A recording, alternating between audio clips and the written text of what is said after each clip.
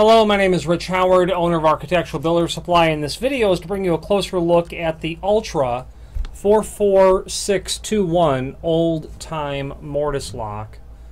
This is an entrance function, meaning that it's key operated. This is the version that features the glass knobs. And this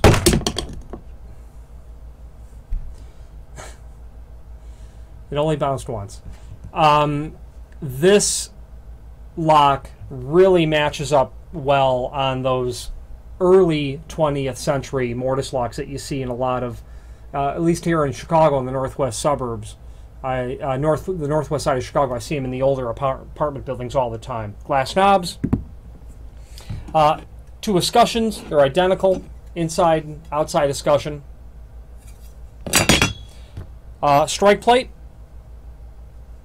2 skeleton keys will be included. Bag of screws, you'll need 12 of them.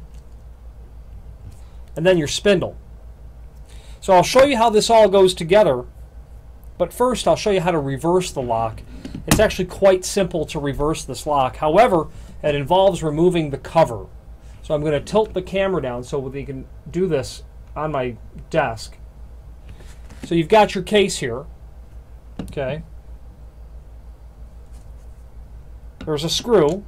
There's only one screw. You're going to remove it. And with your other hand, you're going to keep pressure down on the case, the cover of the case. Very important to do that. Keep pressure on the case. There are parts inside that have springs connected to them that will shift. Okay, let's use the tool to get it out.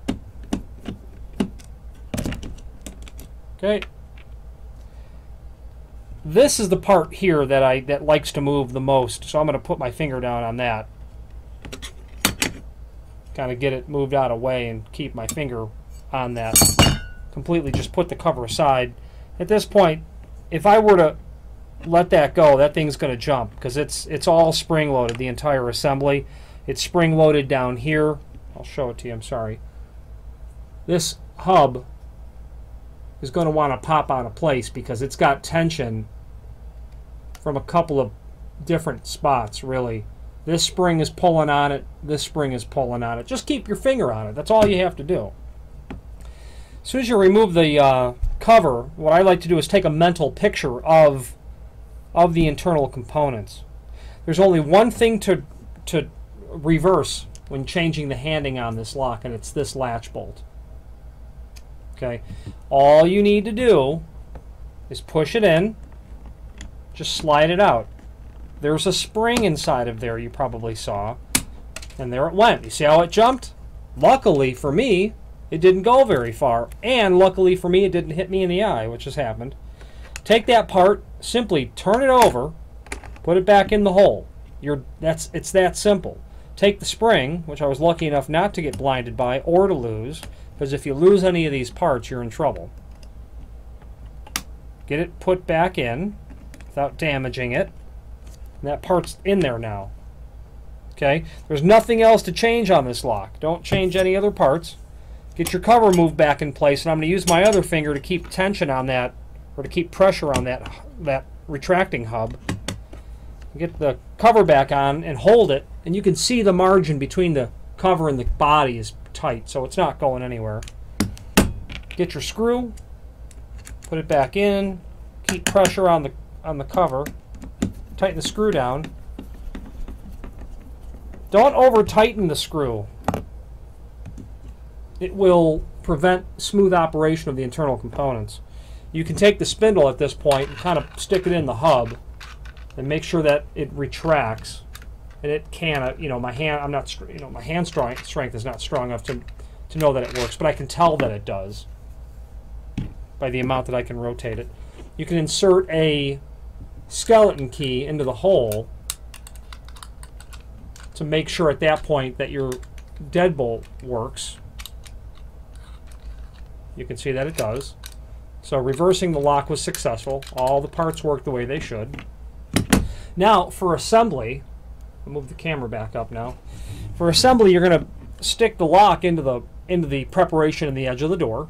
Okay, that's going to go in. Got it upside down here, I think. Yep, definitely. Skeleton key part goes up. Next, after you got that, you're going to want to attach your 2 escutcheon plates to the door. You get them screwed on. Leave the screws loose. You'll take one of your knobs, loosen the set screw for the spindle, thread that in, to whatever random length, not too far. That set screw is all the way in, so I can't even really get it started. But you would get that in there, tighten the set screw down, then insert the entire assembly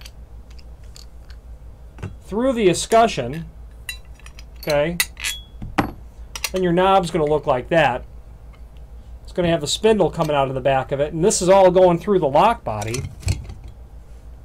through this portion here. It's going to sit like that. It's that easy. Then do the same thing for the other side. You've got a strike plate here. It's non-handed. It can be turned this way or this way. And again, you'll have 12 screws in here. You'll need 2 for here, 2 for here, and then 4 for each escutcheon. Okay. Once you know that the operation works good of the knobs, then you can tighten down your escutcheon plates. And that's all there is really to this sort of situation.